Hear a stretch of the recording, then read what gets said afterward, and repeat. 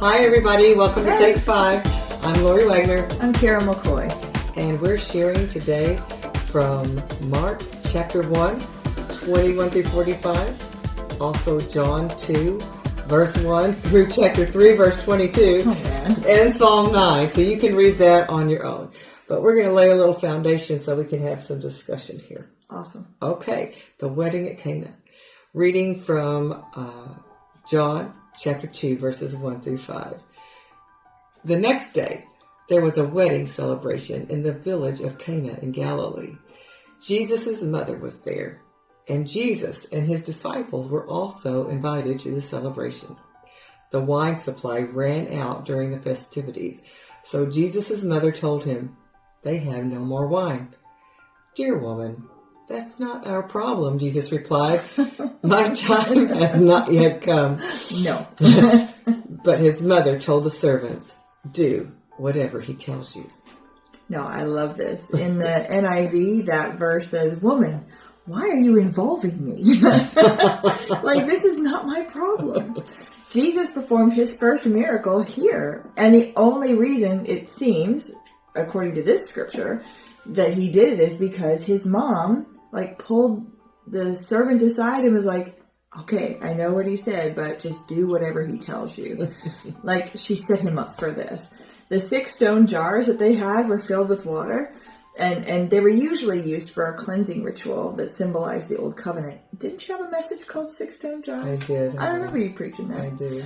Well, the law was received by Moses as it had been given by God, but it really was a teacher to the people. And it prepared them for this promise of better things to come. Right. So by fulfilling the grace of the law and now having the grace of the gospel, Jesus offers us the opportunity to experience our own radical transformations. He paid a price so we could be born again of water and spirit. Yes, I love that. I love that. There's so many deep concepts in there that's just beyond the surface reading, and I love digging into it. Well, we gave him a lot of reading to do, so yes. Read that reading today. Hey, even read a commentary or two on it. You'll be surprised what you can find out when you dig in. Yeah, but it's possible. Remember, Nicodemus? Yeah. He resisted the deeper spiritual concepts of Jesus. So I have a question for you. How could the revelation of the sacrificial love of God transform your response to today's challenges without resisting? Oh, that's a rough word. I think I used that word in prayer today. I will not resist. I will not resist.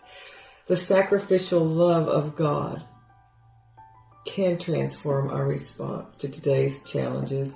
If we realize that even though maybe everything we're going through isn't good, it wasn't good they ran out of wine, but it was an opportunity for God to show up and demonstrate his power.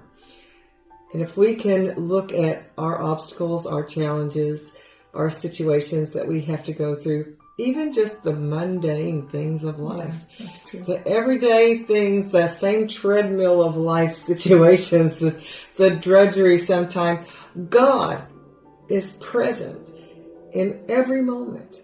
And every moment he can be accessed and he can help us to deal with our situations. And what seems insurmountable, we can look back on it and say, wow, I see God at work through that. And when I look back, I see his love that worked in me through this situation. I'm changed. I'm changed. So if we can see that now on all of those things that he did in the past, this thing that we're staring at today, I can believe that he's going to do it again. Well, and kind of going a different direction. Do you remember Nicodemus? Yeah. What did Jesus say to him? You must be born again of water and spirit. Nicodemus struggled with accepting something that didn't seem to fit his paradigm. Right. So there stands the sacrificial lamb of all humanity. And Nicodemus is like, no thanks. I'm going to just go off into the abyss of unholiness and die and go to hell, right? And here is this sacrificial lamb. we say yes to Jesus, whether we agree or not, whether we understand or not. We dig in, we find the answers. We're like, Lord, open my eyes, open my understanding. If Nicodemus had just said, help me understand. And I think that was the issue. I think he just didn't see. He's like, how can a person be born again? Do they enter back into their mother's womb? He didn't see it. But if we can trust that that same God who made everything, who put everything in place, who walked this earth incarnated in the body of Jesus Christ. Yes.